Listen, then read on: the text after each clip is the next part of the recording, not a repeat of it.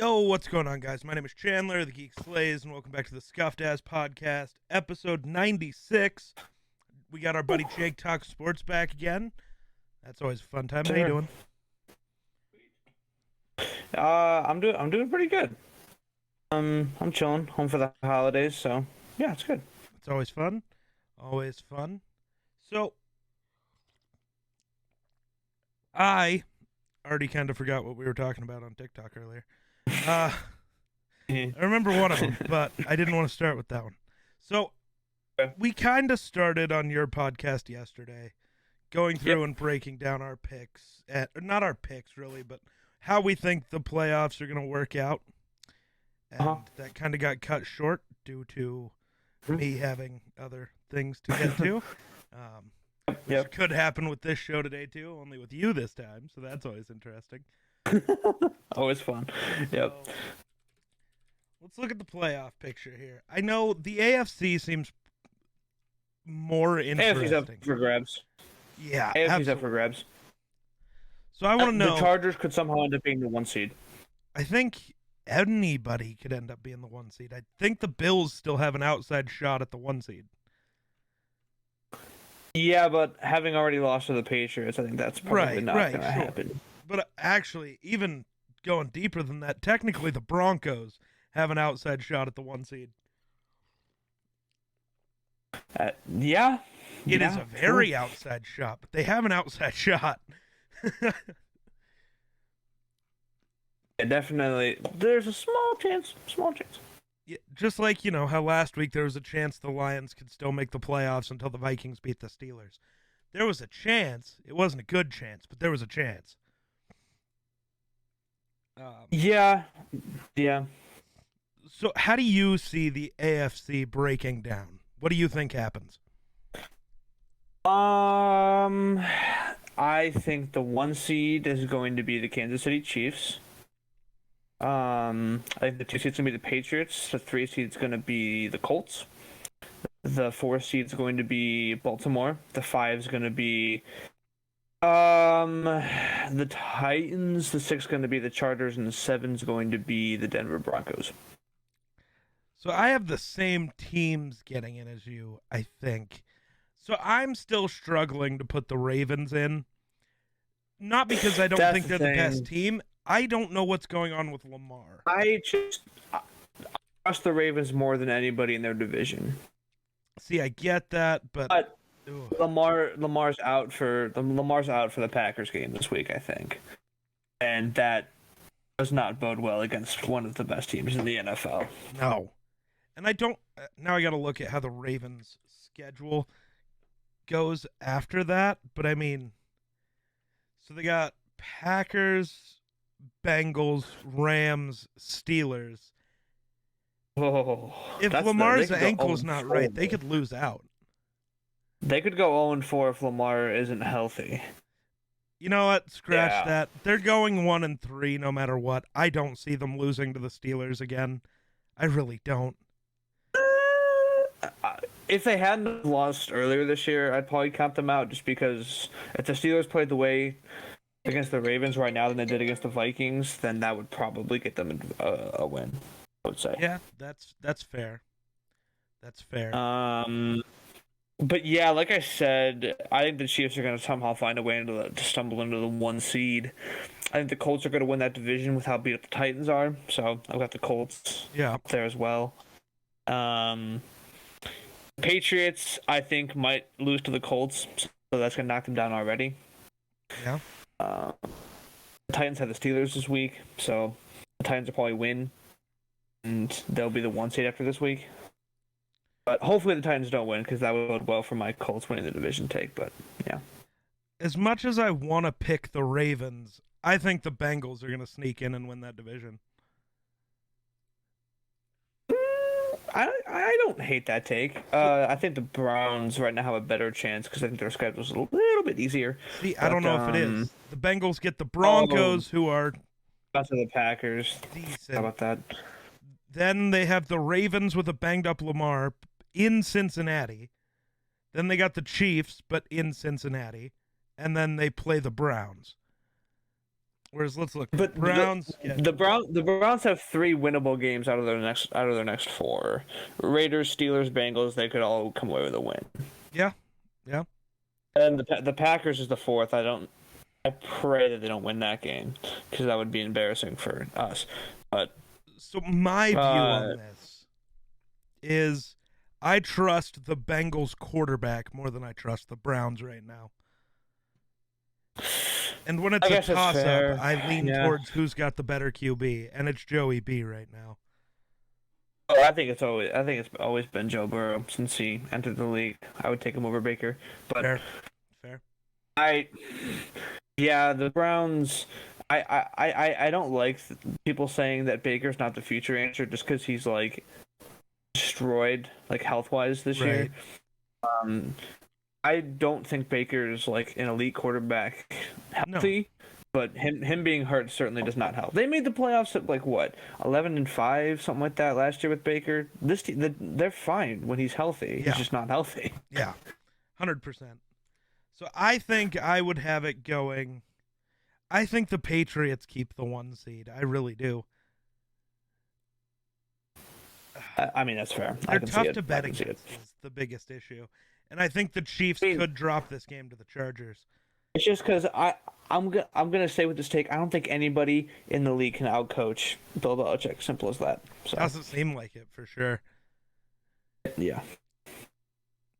You know what needs to happen? Somebody needs to cut Nick Foles so he can go play for one of these playoff teams to beat the Patriots. That's what I'm saying. Yeah. Yeah. Like, oh, dude, it's perfect. The Colts. No, we're not benching Carson Wentz again. No. But, it's perfect. He's so good at that. I think the Patriots finishes the 1 seed. I still don't see them as a Super Bowl team just because Mac Jones. Mac Jones is inexperienced. Yeah. Simple as that. I got the Chiefs. Oh, go ahead. Sorry. I was just gonna say, with Mac Jones' experience, like with the playoffs, you have to win to play 3 straight good games against really good teams, and I don't think that happens. Right. Continue. Then I got the Chiefs at the 2 seed. Mm-hmm. I'm gonna put the Colts at 3, the Bengals at 4, and then I think it'll go Chargers, Titans, Broncos to round out the wild cards. Okay, I don't hate that. Which I don't hate that at all. Think would put the Titans and the Colts as our first round as a wild card game, which would be interesting. Oh, that'd be a good game. Colts would probably beat them because Jonathan Taylor would eat that defense alive. Yeah. I love how it's a consensus that neither of us even thought about the Bills. So, dude, right now, let's be honest. Who of the quarterbacks we talked about this yesterday. Yeah, but I want to delve a little deeper into it. Of the quarterbacks on the outside looking in, because technically the Bills are still the 7 seed. But when we're looking at quarterbacks and who we trust after watching this year, do you trust Josh Allen more than Joe Burrow? Looking at the on the bubble teams, I trust Allen more than Baker. Yeah. I don't trust Allen more than Burrow. Right.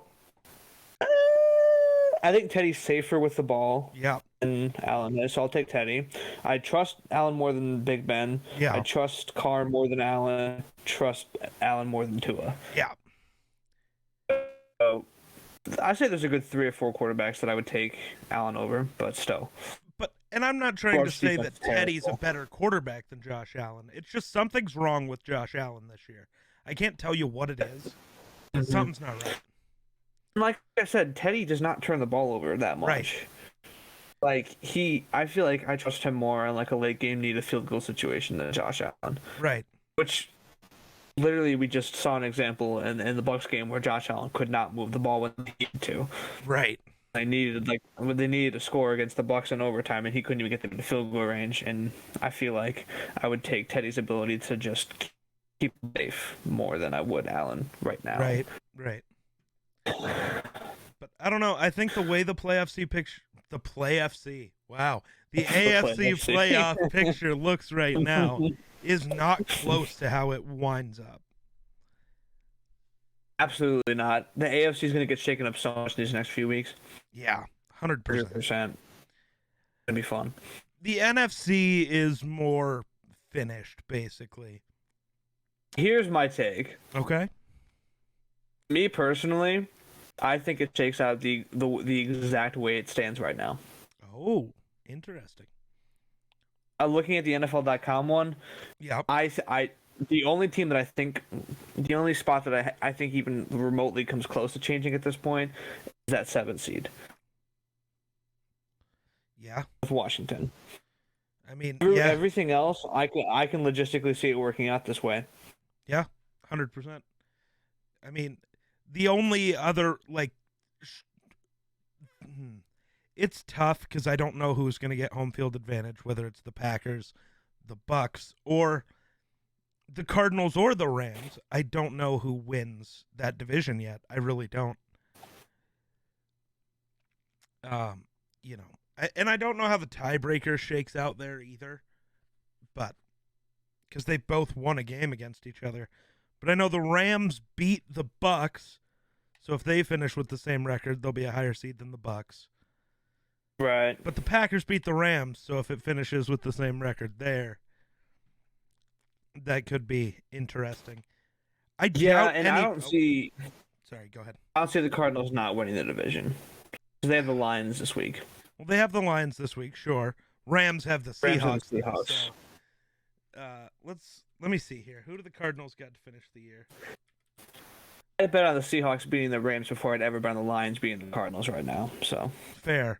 So we got Lions, Colts, Cowboys, Seahawks for the Cardinals. Oh. Yeah. Ooh. I got to look at the Rams schedule, but my monitor's freaking out. There we go. Colts, Cowboys, Seahawks. That's tough. The Rams have Seahawks, Vikings, Ravens, 49ers, which is also kind of tough. The Vikings will be a close game. They should beat the Seahawks. The Ravens, depending on Lamar's health, should be still a winnable game for them, even if Lamar's healthy. Yeah. The Niners I guess the Rams could win that division. Because for some reason, like Shanahan owns the Rams for some reason. So, did McVay come from his tree? I feel like he did. He came from the Shanahan tree, I think. I know they both coached at Washington. Yeah, I mean, I just feel like former head coaches tend to outcoach their tree. Absolutely, yeah. It's like Bill Belichick when like Brian Flores, Joe Judge. I don't think he's Belichick. I don't think he's ever lost a former assistant.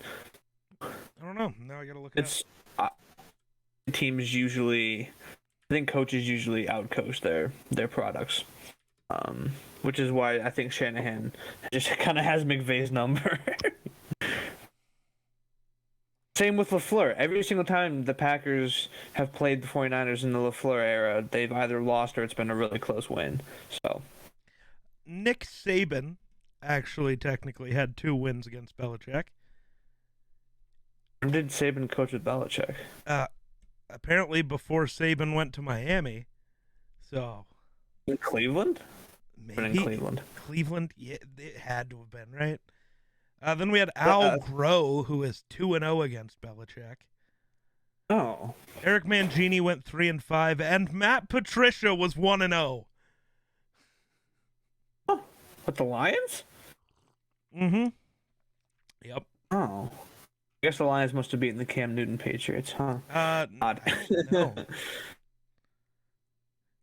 When would that have There's been? no way the Lions beat Brady-led Patriots. There's no shot. I gotta figure out when the game was. 2019. It was Brady. That's Brady's last year. But it was week 1. Hold on. Wait. Hold on. Something's fucking weird here. Hold on. What? There's weird things happening, okay? Hold on. I'm so confused. That's a preseason. Lions and Patriots playing week 1. Lions, Patriots. Was it a Thanksgiving game? I don't think the Patriots have played on Thanksgiving. Goodell wouldn't make Brady miss his family dinner. No, it was 2018. It was Yeah, early-ish in the season, week 3. Brady. Yeah. And it was Brady. Oh. Brady went 14 of 26 for 133 yards, a touchdown, and a pick. Stafford just blow up. 27 of 36, 262, 2 touchdowns, and a pick. That is definitely odd. Yeah, right? Where did we start this conversation? When we got to this. well, it all came from questioning the Rams-Niners. Rams-Niners game. Oh, okay. Yep. I think the NFC West is super open. I think the 1 seed is super open. Oh yeah. I mean, the Packers and Bucks are probably both going to win this week. But I think the Packers not only have a fairly easy schedule, but they are just right now they're the best team in football, man. Packers? Yeah. 100%. I don't trust defense. the Bucks at all. I don't think I've ever seen the Packers defense play as well as it has in my lifetime. I don't think so either. Maybe the year they beat the Steelers. The year that they played the Steelers where they had Clay Matthews and everybody in the Super Bowl. But this defense is so much better than anybody could have thought. Who would have thought there was Rasul Douglas and freaking Devondre Campbell and Preston Smith? And hasn't Rasul Douglas been a hero twice this year? Rasul Douglas had the game-clinching pick against the Cardinals. Yep. Then he had a pick six that shifted momentum in the first half against the Bears on Sunday night. Yeah. The Bears were up 10-0 in driving, and he got a pick six. He's been, and he was the one who had the pick taken away, I believe, against the Vikings that would have clinched the game. So I thought that was Savage. Oh, that was Darnell Savage. Yep. But regardless, that defense on paper looks like it's just a bunch of washed up people who kind of found their way to Green Bay, but in reality, it looked great. Yeah. The Bucks. I don't trust the Bucks. See, and it has nothing to do with Brady. I trust Brady still. I mean, he's still one of the 5 best quarterbacks in football right now. Their secondary is just demolished. Right. So beaten up. If they get into a game with a team imagine if they have to play the Rams the first playoff game. That's a possibility. With all the deep shots the Rams take. Yeah. Who's going to stop the Rams take? Literally. And the thing that, with Cooper Kupp is that he gets matched up on linebackers a lot. Yeah. And I feel who are the Bucs linebackers? They're actually good, aren't they? I mean, Devin White, Levante David. Yeah, I feel but the Rams would be relying on other guys. Right. I think those guys could probably handle Cooper Kupp. But Van Jefferson, he just burns. Literally, Van Jefferson has a deep ball catch, in every single one of their games. Yeah. And lately, that's how they've been using Odell as a deep shot guy. And I don't have faith in any of the corners on the Bucs to cover Odell. I just don't. Oh, you guys want to. What? Oh, God. Did Discord go bye-bye?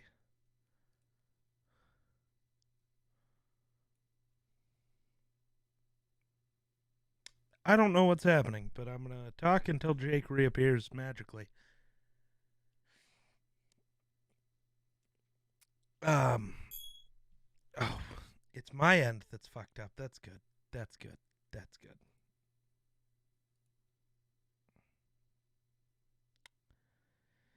Okay.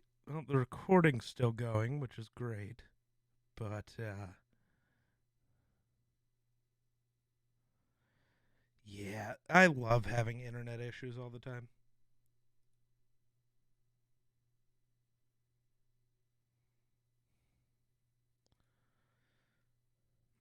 I don't understand it.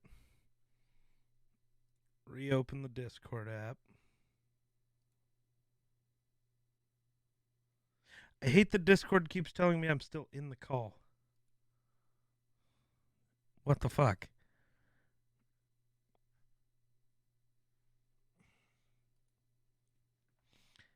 Eventually it'll reconnect, hopefully.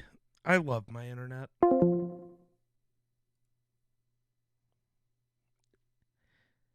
You've said I dropped the call, Discord. Now drop the call. Thank you. Oh my god, what is up with my internet right now? Had to stop the stream. Love that my internet is so bad. Even more internet issues are just the best. Am I ever going to reconnect to this call? I'm just going to join it and wait. No, I don't want BattleNet to update right now. What the fuck? Alright, I need to put out a tweet complaining about life.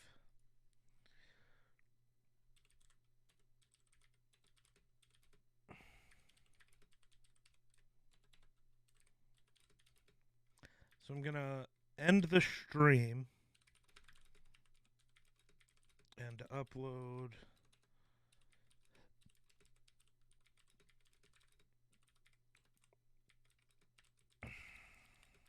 I hate this, man. I just got a TikTok notification. I'm guessing it's from Jake saying, what the fuck? Internet cut out. Oh, are we back? Are we back? Hello?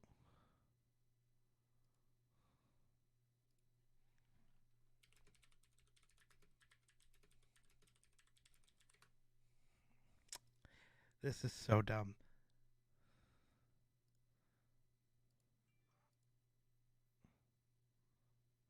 Hello?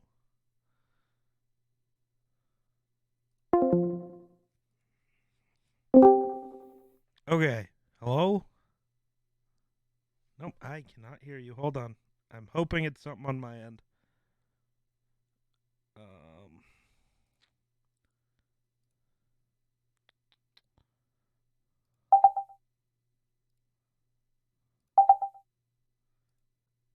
Nothing. You're saying stuff, but it... Dude, what the goddamn fuck? I don't know what's going on, man. Let's see. Sound settings. I'm gonna restart Discord real quick. I hate this shit, man. Every fucking time. Where's task manager? I just want to close Discord.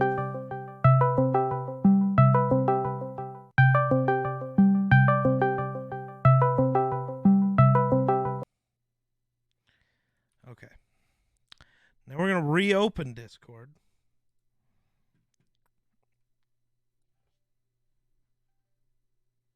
Come on, Discord. All right. Hello? What's there up? We go. Good fucking God. I hate my internet, man. Oh, my God. You need a roommate?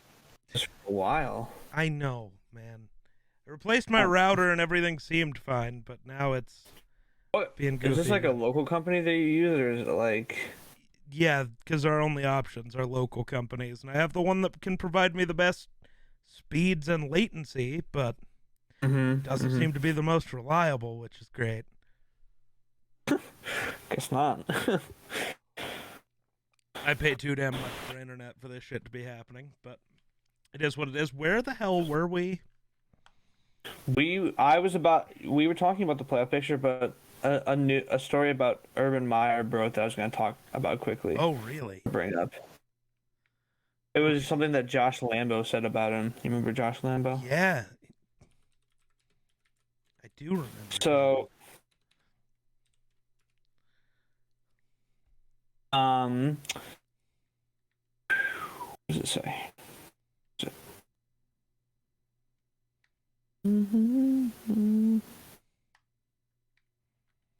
What the fuck? Are we all good? I think we I all set found up? it. Yeah. We're all good. We're good. Sweet. Yeah. You want to go ahead and read what it says?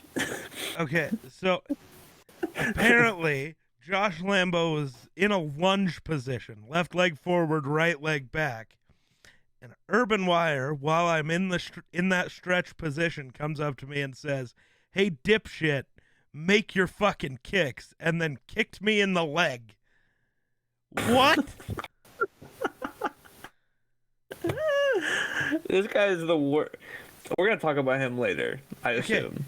The fourth most accurate place kicker in NFL history. And what the fuck? Lambo's so good. He's a good kicker, dude. I don't know why they cut him. Because Urban Meyer's a fucking moron. Yeah, well, I'm sure we'll have some things to say for good old Urban. But yeah. Let's finish our playoff picture so we have enough time to get into the coaching stuff. But I think it's tough. You know, I've been betting on them all year. So I'm going to give mine, and then we'll have you go through yours. I got Packers 1 seed, Rams 2 seed, Bucks 3, Cowboys 4, Cardinals 5, Niners 6, and I think I'm going to stay as the homer I am and say the Vikings get in as the 7 seed. Okay. I'm going to say Packers 1 seed, Cardinals 2 seed, Bucks 3 seed, Cowboys 4 seed, Rams 5 seed. 49ers 6 seed, and the Philadelphia Eagles at the 7 seed. I don't know if they're not mathematically out of it, but if they're going to beat Washington this week, that might help them. Ooh. They also, I think they have to play Washington again after that. You know, if they beat Washington and Minnesota beats the Bears, I think that puts us in. So thanks, I'll take that. Yeah, Eagles and Washington played twice. Yep. Just a matter of the Vikings losing games. Yeah. But I'm gonna be bold and say the Eagles are the 7th seed in the playoffs this year. Okay, I don't hate it. I think Jalen Hurts is incredibly talented, and Absolutely. I think for some reason you might agree or slightly disagree. I think for some reason the Bears might beat the Vikings this week. Ooh, I don't know. It just seems like a game that the Vikings would drop. Oh god, every game seems like a game the Vikings would drop. But do the Vikings usually sweep the Bears? See that? They beat them earlier this year already, didn't they? No, we haven't played them yet. We have them twice in the next 4 weeks. Yeah, we have them this week and then week 17 or week 18. Sorry, final week of the year.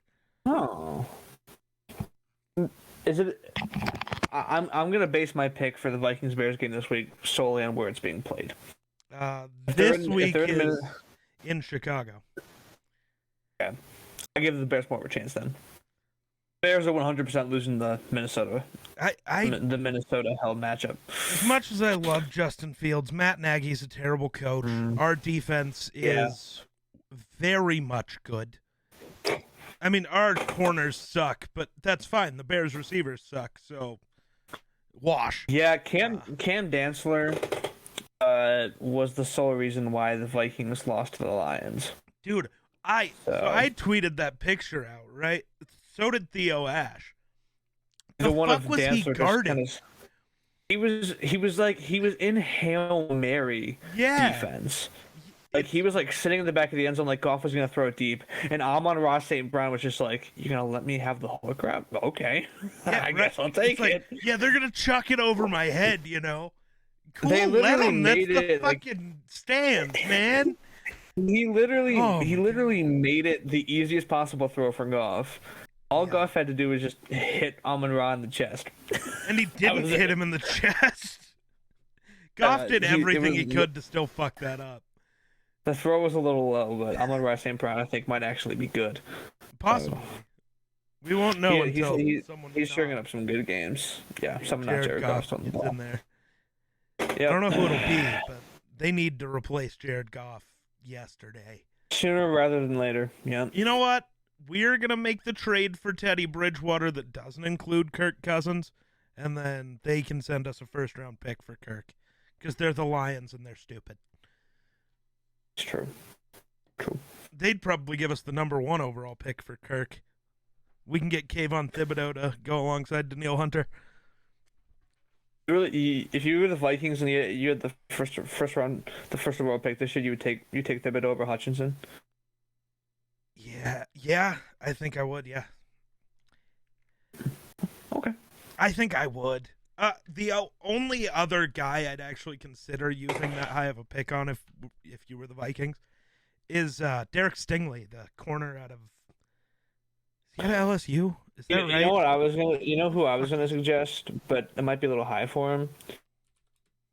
Derek Stingley's transferring, so we don't know where he's going. Oh, is he? I thought he was declaring for the draft. The transfer portal. He might have declared for the draft, but last I knew he was in the transfer portal. He last played for LSU. Okay. But what would you think of Kyle Hamilton playing next to Harrison Smith? Ooh. Kyle Hamilton's like in the top 5 in most mock drafts, so he wouldn't be like the stupidest pick. So that's tough. I know this is hypothetical because the Vikings are mathematically not able to get the first overall pick. Well, we're saying the Lions are trading the first overall pick. We're going to trade for him. Yeah. I wouldn't hate Kyle Hamilton and Harrison Smith on the same defense, because that sounds kind of broken. No, I don't hate it either, but I do want to say that I feel like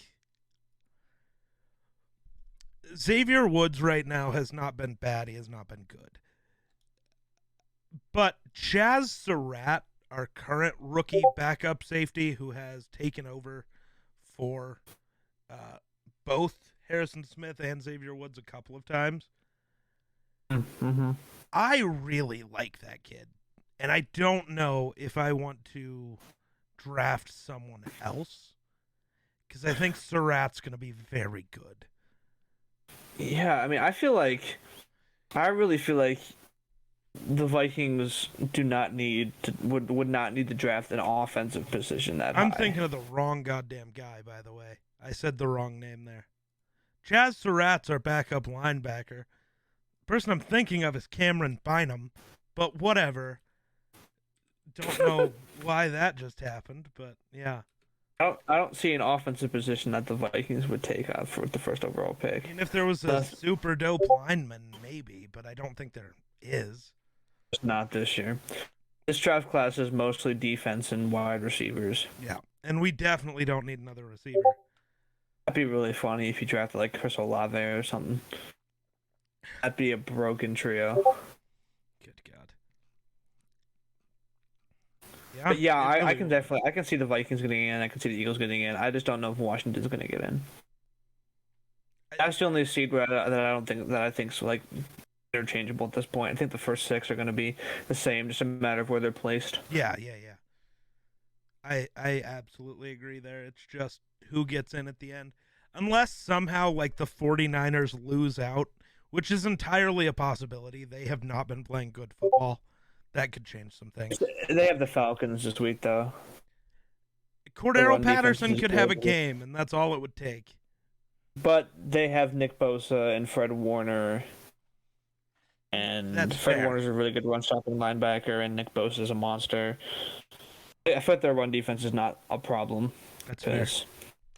And their receivers without Calvin Ridley are a bunch of nobodies.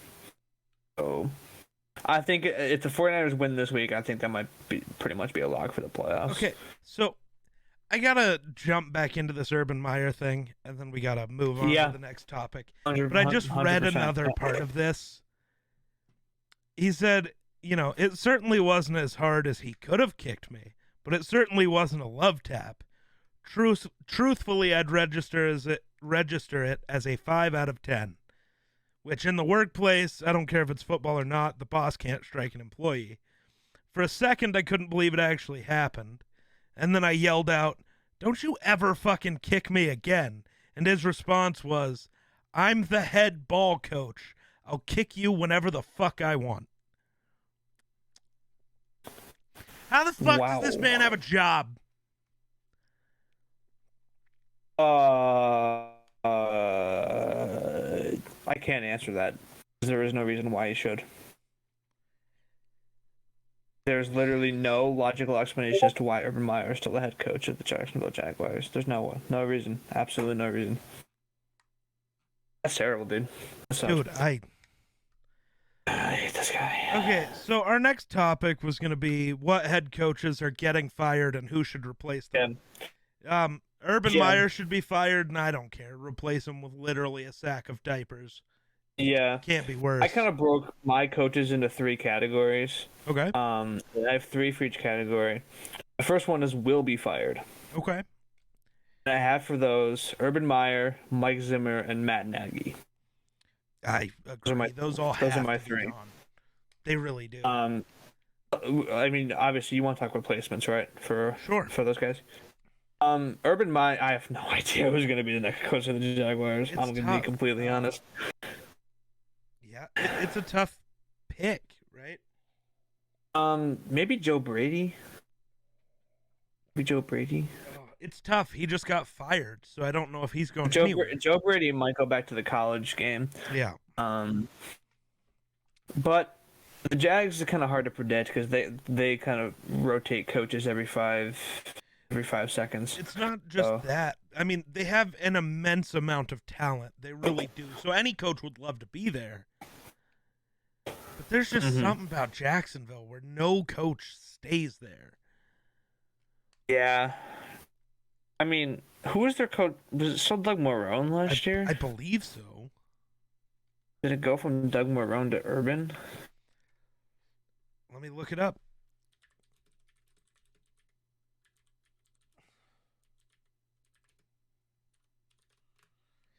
Yeah, they've only had 6 head coaches in their history. See, that doesn't. They've only been a team since 1995. Tom Coughlin, Jack Del Rio, Mike Mularkey, Gus Bradley, Doug Marrone, and Urban Meyer. I guess, to be fair, Jack Del Rio was there forever. Jack Del Rio was there for 8 years. Coughlin was there for 7. Mularkey was there for 1 year. Bradley was there for 3. Marrone was there for 4, and now Urban Meyer. Who's going to be there for 1? There is just no way, right? There is no way. I would be just absolutely shell shocked if Urban Meyer gets signed another contract or something. And I mean, even take this out of the context of Urban Meyer's just been a terrible person the entire time he's been there. Look at their offense. I mean, I think Theo Ash said it best. That offense is a war crime. And it's not because they lack talent. I'm assuming you saw the clip of Laviska Shenault running into and tripping his own receiver. The issue is, I've looked into the Jaguars games because I have NFL Game Pass. I can go through and watch every play from the coach's perspective and shit and see the best angles of everything. That happens on almost every play. Jaguars receivers are being forced to run into each other because that's how Urban Meyer's routes have been drawn up, and it's awful. Yeah. Not only has he been a shitty human, but he's not a good coach, at least at the NFL level. And was he that good of a coach in college, genuinely? I feel like I mentioned this on your Twitch stream. On your Twitch stream, I want to say. We were watching football one day. I think you said something about him, and then I said, "Are we even 100% certain he was a good college coach?" And here's the thing: I don't know. I don't know if he was. What was his all-time record? Let me see. I'm not sure. He was 83-9 at Ohio State. Okay, but it's also Ohio State. Right, they have good talent. Right. He had better talent than almost every one of his opponents. So, and he didn't like have much playoff success or anything. So, all right, here's my pick for the Jaguars head coach, and I want your thoughts. Sure. Byron Leftwich. I don't hate him as a head coach at all. I just don't realistically see him leaving Tampa. He's their offense. He's their OC, right, or their DC OC? He's their OC. I wouldn't hate that. He was also drafted by the Jaguars. Candidate. Oh, that's why I'm leaning him over like Dable or. Dable, I'm not as in on anymore. I was gonna say, I was just about to say, you might not like this, but I don't think Brian Dable's gonna be a good head coach if he gets hired. It's tough. I don't know. I'm starting to lean more and more away. I can't figure out what the issue is in Buffalo, but there's a lot of issues in Buffalo. The Leftwich hire, I just think would be cool. And I'd be happy for the guy. Right? Yeah. Yeah. Okay. Be happy for the guy. So, your next guy that you said should be fired was Matt Nagy, right? Or will be fired? Will be fired, yeah. Will be fired, Matt Nagy. I've wanted to say all year he's the worst coach in football, but Urban Meyer exists, so he's not the worst. I think saying much. I think Urban Meyer from a football standpoint is smarter than Nagy, though. So I don't. Okay. Meyer's just more experienced. I feel like he has more knowledge of the game. Based off watching his offense this year, I'd argue no. Nagy's offense hasn't been great either. So that's fair. But Jacksonville's offense has more talent. They're the bottom two. Yeah, they're the bottom two. Absolutely. And my pick for the Bears was Eric Bieniemy. Oh, I hate that. Because that's not where I want him to go. So I hate that. Oh, yeah. But you like him as a head coach. Absolutely. Yeah. He should have been a head coach 2 years ago. This makes no sense. The only reason I'm saying this is because Bieniemy is offensively minded. Yep. The Bears have a good defensive coordinator. I forget his name, but he's good. Yep. And that's a talented offense. David Montgomery, Justin Fields. I like Darnell Mooney. Allen Robinson's good if you throw him the ball. I think if they bring in an offensive-minded coach, that could maybe even fix the O-line problems. It could. And I think Eric Bieniemy, should be an NFL coach. An NFL head coach next year. Yeah. I don't know where it's going to be, but he should be. Could be the Vikings. Could be. Yeah. Could be the Bears, but he's my Jacksonville, official... maybe. Yeah. Even Jacksonville, but he's my official pick for the Bears right now. Okay. I don't know who you're thinking for them. So, but... I had this conversation with Bears Cool last week. He's another TikToker who's a Bears fan because, I seem to like to make friends with other NFC North fans. Don't know why. I guess so, yeah. But, yeah, we all need to get together and we need to find a Lions fan. Let's just have a group of NFC North fans. We'll have a group of 4 on the podcast just arguing about the NFC North. Yes. But... So I was like, he said, and I agreed, Kellen Moore would be a great option for them. I would. He's my pick for the Vikings, so that's why I didn't say him for the Bears. So you and I have the Vikings and Bears flipped, basically. You have more to the Bears and Bieniemy to the Vikings. Yeah. Yeah, makes sense. 100% makes sense. And I'll get into more of my why on Bieniemy later. But Kellen Moore makes a ton of sense. But knowing the Bears... especially with the news that came out this week, I was like, I could see them going for a guy like Raheem Morris, the Rams defensive coordinator. Mm-hmm. He hated that, obviously, because why would you want a defensive coach? But then not 2 days later, it came out that the Bears were very interested in Leslie Frazier, the Bills defensive coordinator. I was just like, yep, that's a very Bears thing to have happened. I called that one. I picked the wrong guy, but I called it. The thing that Kellen Moore, you know what, I'm going to say, you might think I'm dumb for saying this. Okay. I think Kellen Moore would be a better coach for the Cowboys than Mike McCarthy would. Oh, 100%. And go ahead. He interim coached a game last year for COVID purposes, and the Cowboys' offense was sharp. They were so good, and this was post Dak injury, so this is like Andy Dalton throwing the ball, and they were good. And I just think that he's the best. He's the best head coach candidate. He's the best head coach for the Cowboys right now, and he's not even their head coach. I think it was the Saints game this year where Kellen was the head. No, Dan Quinn actually got it for some reason. He was the interim. That makes sense. Dan Quinn has head coach experience. Right. So. Right. Yeah. But I don't know. I think the Cowboys shouldn't let him leave. I think you fire McCarthy and promote Kellen. But if they don't do that, McCarthy. I think he's getting a head coaching job. I don't think they're firing McCarthy. Yeah. I really don't think McCarthy loses his job at least this year. It doesn't make sense. Jerry wants a guy he can walk all over, and McCarthy's that. So, it's true.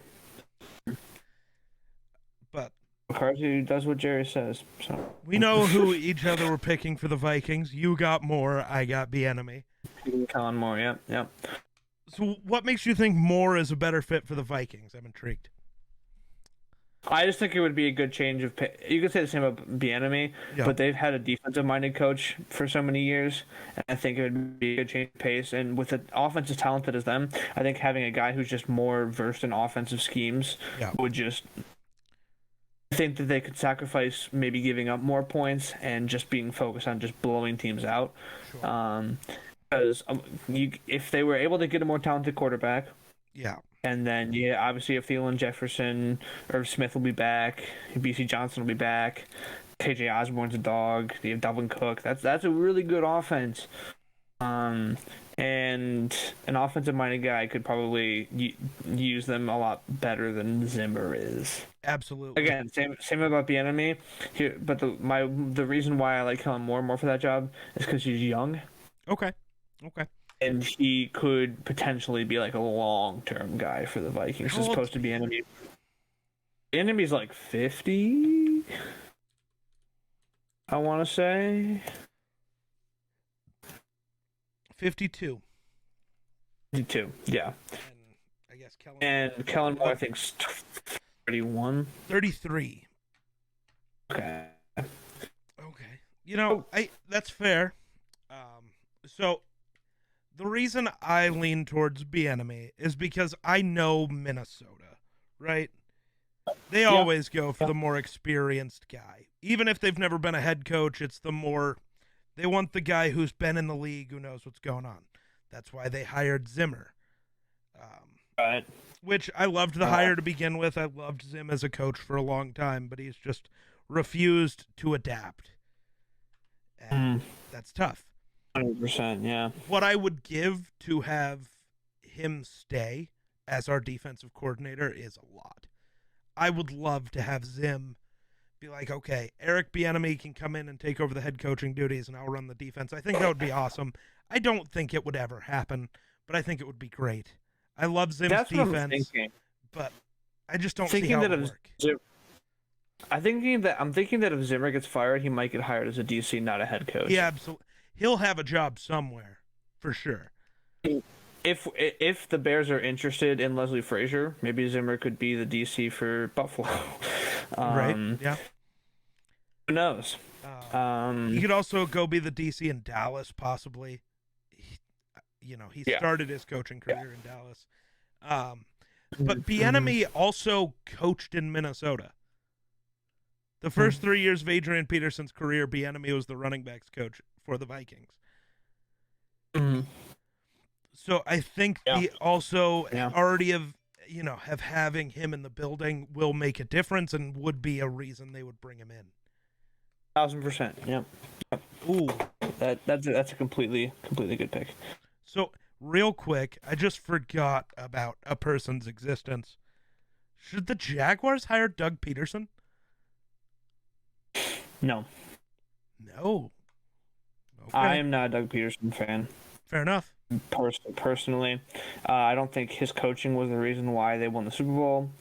I think it's pretty evident because they sucked every year after. Now they haven't made the playoffs, I don't think, since maybe once since the Super Bowl when Josh McCown had to start because everybody was hurt. But I don't like Doug Peterson, and I just think if the Jaguars want to modernize with a young offense, that's going the opposite direction. That's part of the problem with Urban Meyer. He's old school. That's fair. I think the Jaguars need a modern-minded coach just because they're so young. Trevor Lawrence and James Robinson and Travis Etienne and even like Chenault and DJ Chark when he comes back, they have a good veteran presence in Marvin Jones. I mean, that's a very young offense. So they just need a coach who isn't going to bench their best player because the backup was somebody he coached 20 years ago. Right.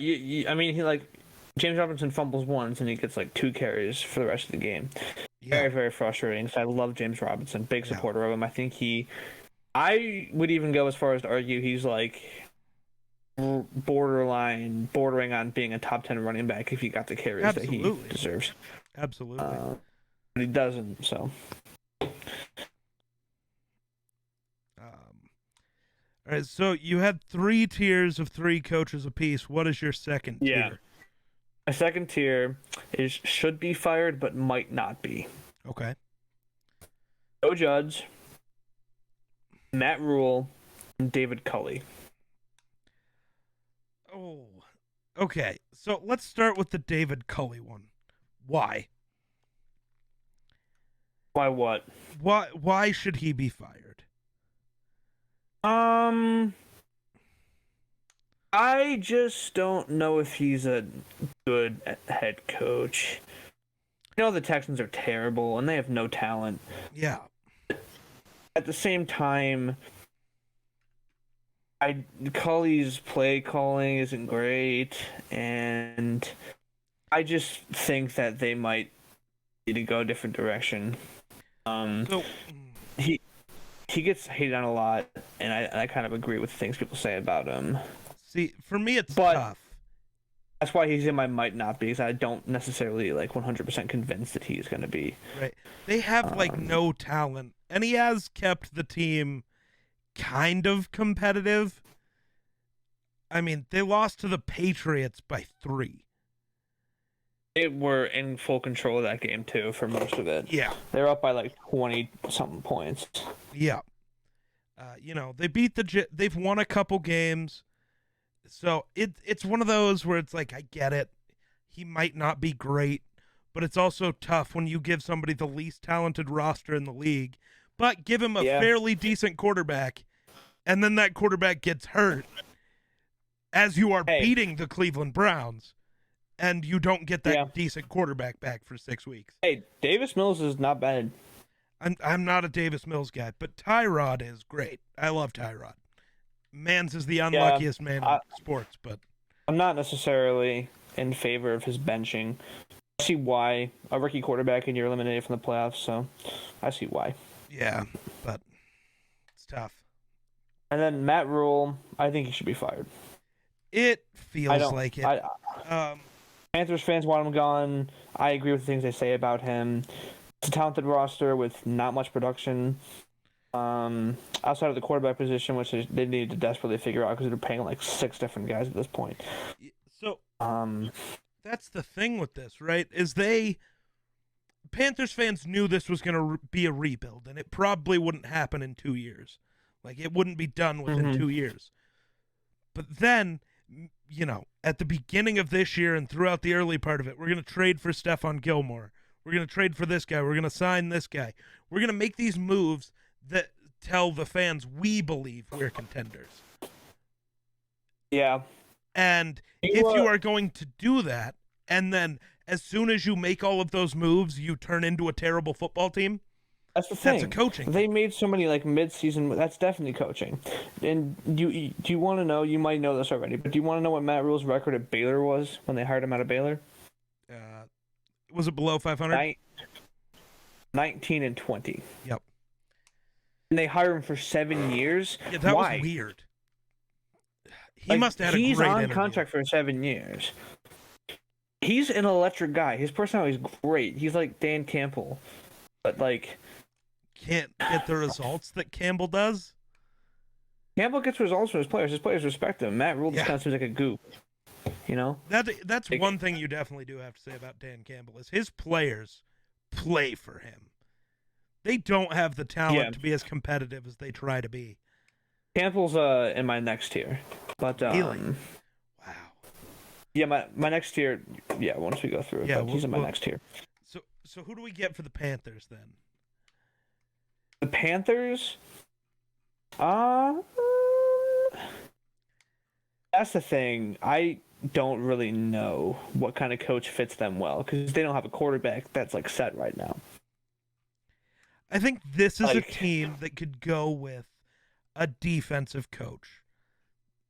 Their defense is good. That's a good defense. Right. There's so much talent there. Give them Raheem Morris from the Rams. When comes back, Raheem Morris, Leslie Frazier. I'm not confident Leslie Frazier. Zimmer would be dope. Zimmer would be dope. If Zimmer wants to be a head coach still, I think the Panthers would take a shot on him. Yeah. And he could turn that defense into like a top elite defense. And the only problem would be, can he make some kind of functioning offense out of what they have? I think that's one where maybe you hope Zimmer has grown up and gets an offensive coordinator he trusts too. I was going to say, right, the Panthers also have an OC vacancy, so if they hire somebody really good there. Right. Brian Dable? Maybe Brian Dable? Oh, maybe. You know what I could see happening? What if it's Zimmer and Clint Kubiak to the Panthers? Kubiak's bad, though. Yeah, but it very much seems like something that makes sense for them. Right, and then if they do that, they could hire like Kellen Moore, Bieniemy, and just not have an OC and have that guy call the offensive plays. Yeah. I think Clint Kubiak's gone from Minnesota anyways. He might get fired before Zimmer does. I hope he does. He's awful.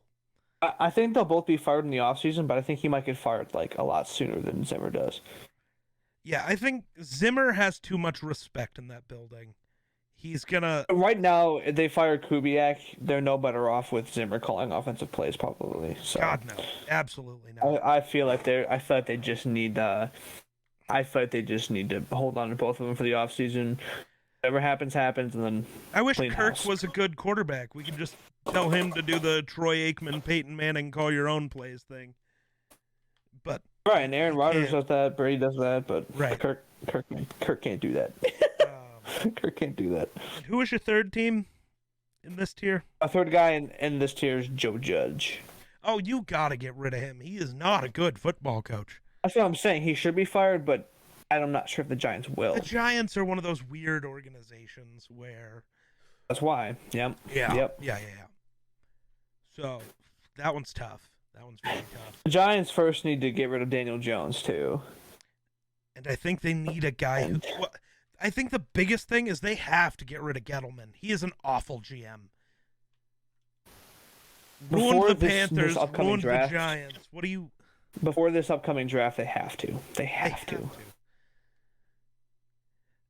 And then, you have 2 top 10 picks. If you're the Giants right now, call Seattle. Get Russell Wilson. Yep. Russ wants to be in New York. As much as he's giving the political correct answer of, I love Seattle, I want to be in Seattle, which I think is Daniel Jones and whatever their highest pick is for Russell Wilson. I feel like that could. Even both of their first-round picks. I was going to say it depends on who they're competing with.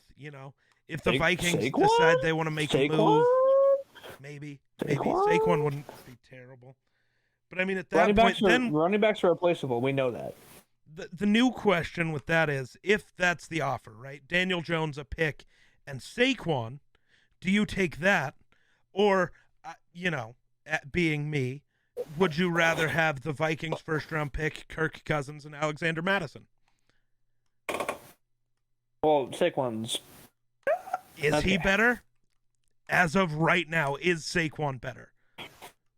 A 100% healthy Saquon is better than Alexander Madison. Saquon was 100% healthy to start the year, and he wasn't good. He's also running behind the Giants' offensive line. And he's got Daniel Jones throwing him the ball. Sure.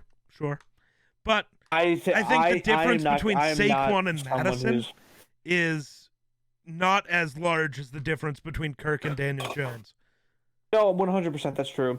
But I'm not ready to give up on Saquon yet. I think he's so talented, just needs a good team. I think Saquon and CMC are going to be our generation's Bo Jackson. They both are. They're both going to be weird. CMC's weird. I can't tell if he's good or not. No, he's great. He just can't get on the field. And like I've said, the best ability is availability, and that's why Saquon and CMC are not top 10 running backs, because they're never available. That's the thing. And like all the top 4 running backs have been hurt at some point this year. That's true, but they Henry, CMC, Cook, Kamara. Yeah. But I think there's a difference between little injuries or like shoulder injuries as a running back, and Saquon has had like 7 leg injuries since he's been in the league. CMC has had so many leg injuries. That's a killer to running backs. Yeah. So, I mean, if you're Seattle, do you want Kirk, Madison in a first, or Jones, Barkley into first? Especially considering the pay difference between. Yeah, I'm just looking at the Browns' COVID issues. Oh yeah, it's bad. Stefanski tested positive now. Yeah, so did Baker. Fucking good God, guy. Baker, Jarvis Landry, their entire offensive line. Ooh. They're done. I don't even know. I don't care who they play. They don't win. Yeah. But anyway. I said, the Bengals are winning that division. Done. Yeah. I couldn't think of anybody for the Giants, if I'm being honest. All my other candidates I have somewhere else. I just not think of anyone for New York. They seem like a place that would go for a Dable. They also seem like a place who would try to steal Josh McDaniels. Dable. I could see them going after a college coach too. See, so the list I have here of college coaches, Matt Campbell, the Iowa State coach, is on the list here. Great. That guy's I love that guy. I mean, so Lincoln Riley's on this list, but he's definitely not coming to the NFL. Literally at least just went not for a while. At USC. Yeah. Literally just went to USC. Ryan Day out of Ohio State actually might make sense for the Giants. That could work. Dabo. Ohio State's in the playoff and just Dabo. I don't know about Dabo. Kirby Smart. I want to say, what about guys who used to be head coaches that aren't on these lists? What about Vance Joseph, the Cardinals DC? Okay. He got 1 year to coach in Denver. I do like Vance Joseph. And was given Trevor Siemian as his quarterback to work with, and then they shipped him off. Someone who I'm thinking the Giants could go to if he ends up not being with his current team anymore is Vic Fangio. That's possible, for sure. Heard a lot of Fangio is also on my next tier. Yeah. I've heard a lot of people say they want Fangio to go back to the Bears as the DC, which I could 100% see happening. Bears need someone to coach that defense well. And Fangio did great when he was there, and I think he could do it again. Oh yeah. Bears defense was scary when Fangio was there. Yeah. So your next tier. Next tier is people who are coaches of maybe not great teams right now, but will not be fired. Dan Campbell, Robert Saleh, Vic Fangio. The only one of those guys I see getting fired is Fangio. And that's if Denver misses the playoffs. Yeah, Denver, they're good and they have a playoff shot, but they're not like great. No. And a lot of that feels like it's on Fangio. For retiring. Yeah, it does, because that's a talented defense and a talented offense. Yeah.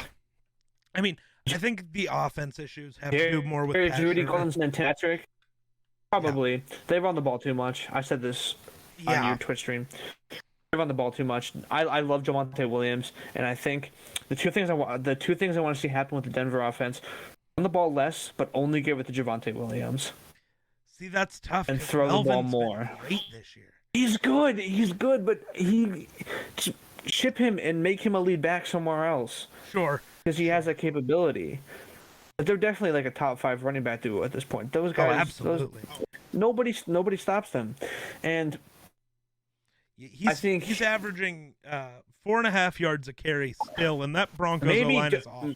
Yeah, maybe don't only give it to Williams, but like he needs to be the primary back instead of 75-25 probably. Yeah, I would say. I'd go 70-30. 35. 70-30. That'd probably be a good number. Right. That'd probably be a good number for those two. And Javonte is so talented. Yeah. You just signed Courtland Sutton and Tim Patrick to huge extensions. Throw them the ball. 100%. Is this a not trusting Teddy issue? I don't know, because we've seen them tell Teddy, all right, we're going to air it out. And Teddy delivers. He's thrown some beautiful football. Or is this not trusting their offensive line to hold up for Teddy? I think it's more the offensive line, especially Pat Shurmur was the Vikings OC when we drafted Teddy. He loved Teddy. Yeah.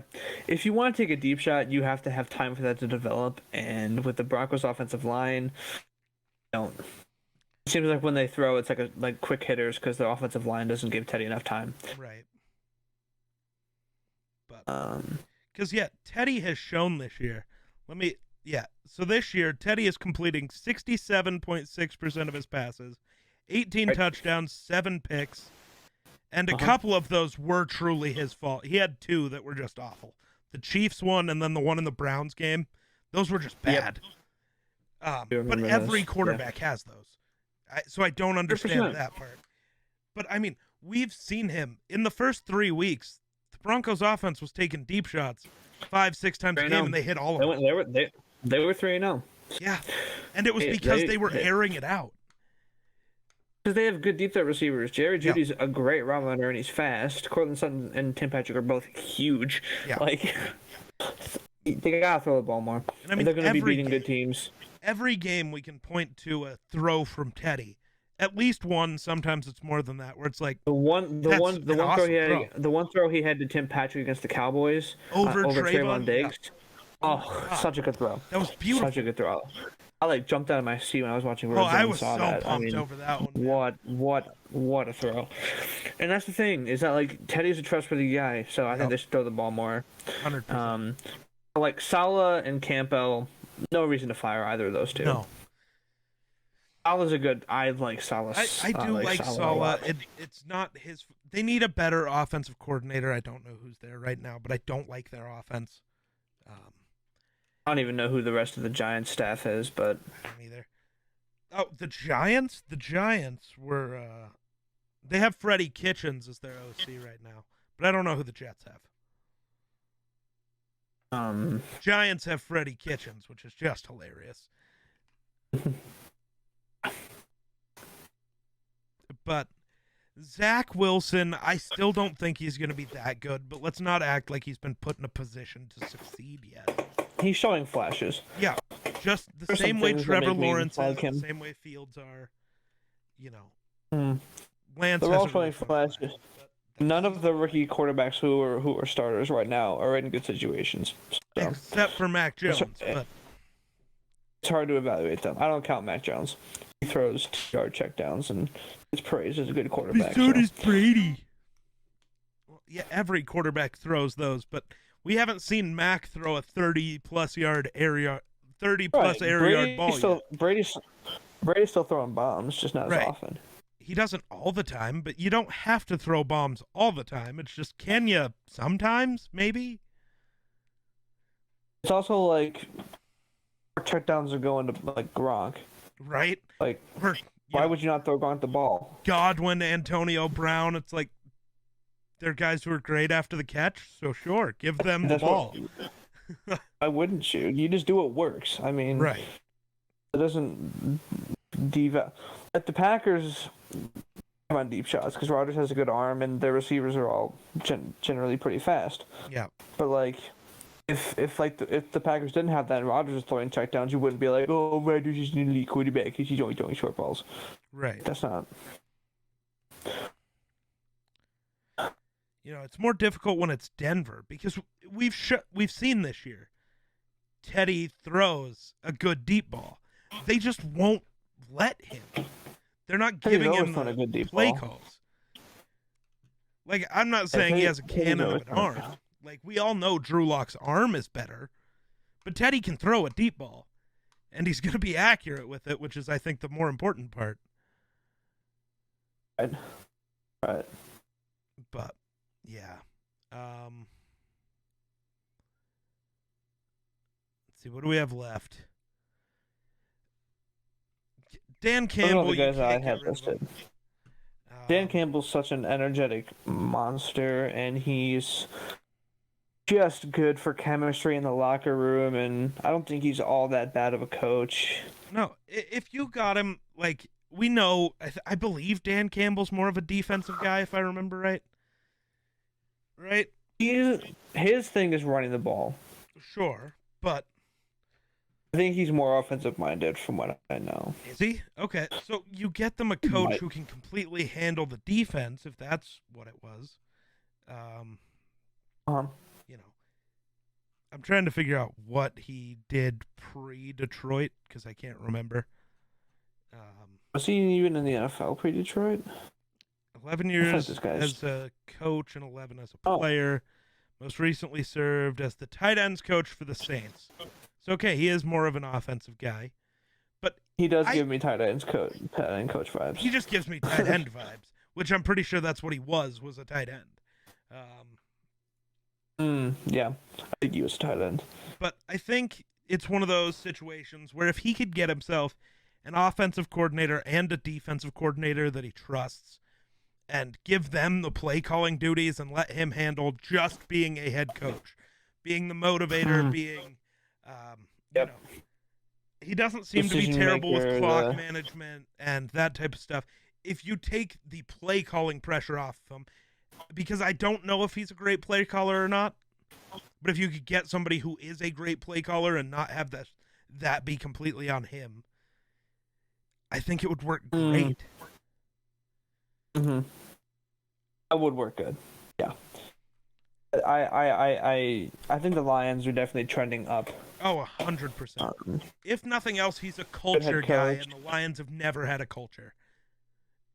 So that's better than where you've been. The thing is, like, Jared Goff being good was just a product of being coached by McVay. I really don't think that Jared Goff's talented enough to, like, lead that team to a playoff run or something in the next few years. I did find it interesting that Dan Campbell called out Jared Goff earlier in the season. Like, when they were 0-7, he was like, you know, Jared, you're a Super Bowl winning guy. Or not a Super Bowl winning guy. You're a guy who's led a team to a Super Bowl. You gotta, you know, we need more from you. You can't just ride on your talent here. We need you to step up. And it's like, oh, damn. Jared Goff's entire life had been coddled. And this is a different type of coach. Yeah. This isn't someone who's going to take that. Right. It's like, no, we need you. That's why we got you. Campbell's the kind of guy who off the field will be, like, he'll be like a friend to you and he'll be a nice guy, but like on the field he'll always be a coach first. See, I think he's just the idea of a great friend. Can be a good friend to you, but he will also call you out on your shit when it needs to happen. Right. Yeah. 100%. Which is why I wouldn't give up on Jared Goff yet, because I think Campbell could be a good coach to kind of get his mindset in a better place for sure. Yep. Yeah. I could see it. But, yeah. The coaching situation this year could be interesting. Because I think there's even more stuff that could happen. I think, depending on situations, I could see the Bengals moving on from... What is his name? I don't. Taylor. Zach Taylor. Yeah. Don't see that. I could. I think the Bengals are weird. I think if they win that division, no shot. They fire him. No shot. If I'm the Eagles, I vote you move off Sirianni. He's not a good coach. I was debating putting him on the should be fired but not be fired, but might not be fired tier. I was going to. He just. But I just so don't really. I feel so bad for Jalen Hurts to be on a team that I do feel bad for Jalen doesn't Hurts. want you, but doesn't want to get rid of you. And Gardner Minshew playing well did not help that. Not at all. To be Like, fair, when it was the Gardner Minshew had- Jets, but that's not how the Eagles are going to look at it. Right, but a backup quarterback, any backup quarterback can have a bad game against any team. Most backup quarterbacks could have a bad game against the Jets. Most backup quarterbacks aren't Gardner Minshew, though. Gardner Minshew was making good throws. Right. Like, Dallas Goedert was in double coverage, and he put it. There was a defender behind him and a defender in front of him, and he put it right in between them, right in the hands. Right. Gardner Minshew played a good game. He was making good throws, and that does not help the "we hate Jalen Hurts" narrative in Philly. Right. But it's they could be like, if Jalen Hurts messes up, benched. Let's just put Gardner in and see what happens. Like, there are a couple teams that just have backup quarterbacks where it's like they're a little different to have their backup playing well than anywhere else. It's, Gardner's one of those guys. Drew Lock. No, not Drew Lock. Mitchell Trubisky with the Bills could come in against the Jets and would demolish them still. And Bills, Andy Dalton, or even Nick Foles on that team, or Andy Justin Dalton, Fields, Nick whichever Foles. one you want to say is the backup. I don't care. Andy Dalton, and then I think I would probably take Taysom Hill as a backup, and he had a good game. Yeah. Colt McCoy has been throughout his entire career come off the bench, and he can be great. Mike Glennon could probably do it. No.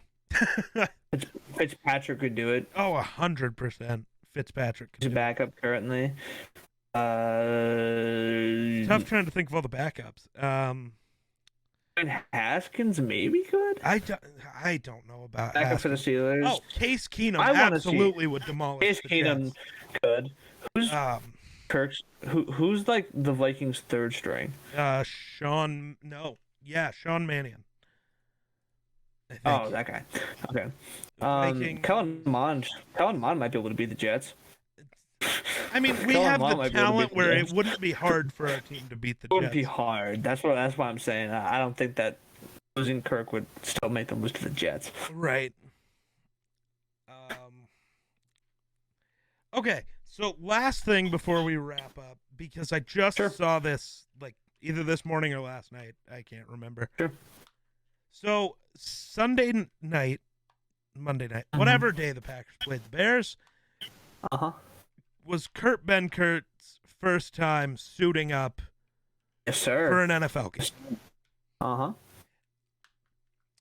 So I don't know if you heard this, but in the post-game press conference, LaFleur said that Aaron came up to him before the final kneel downs and told him to put Kurt in because it was a bigger moment and that Kurt deserved it. That's fucking awesome.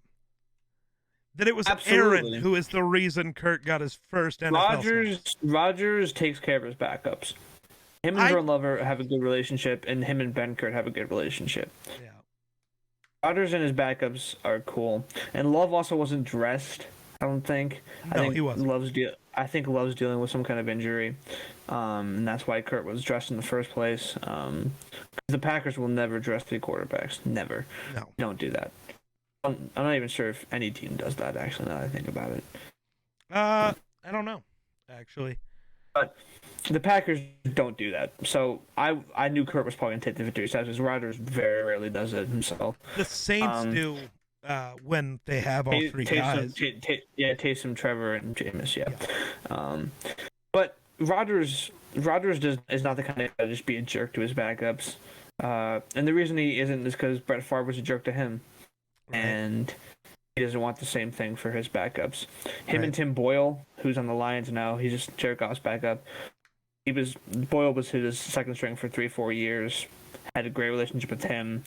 Him and Taysom Hill have a great relationship. Taysom Hill was a Packer before he was a Saint. Yep. And I really Rodgers definitely take care of his guys for sure. Yeah.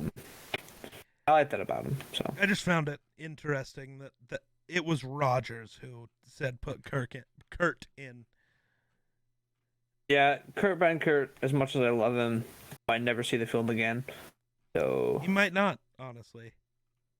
The regular season game, Because honestly, I've only ever seen him play once, and that was in a preseason game, and he was good, but like, he's not a starting cornerback in the NFL. So, Right. Yeah.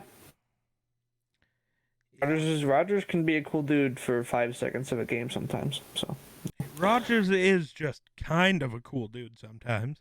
He's also just a fucking idiot. So he's always like on the field. He's always the most composed player. Oh, he never loses his cool, and then off the field, he's just like, yeah, I did a bunch of drugs and.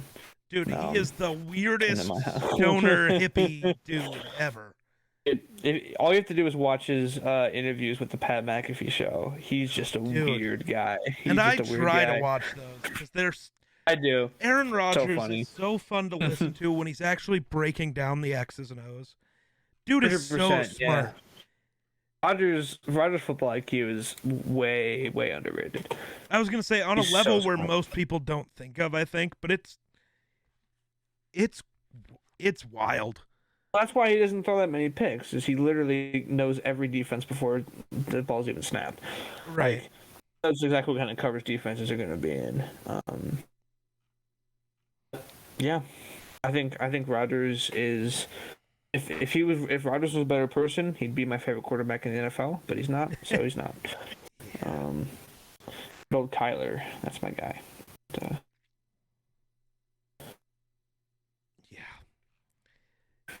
He's I don't know, he's a fun listen sometimes, but definitely. All right. You have stuff to do coming up soon, so I think that's a decent spot to wrap it.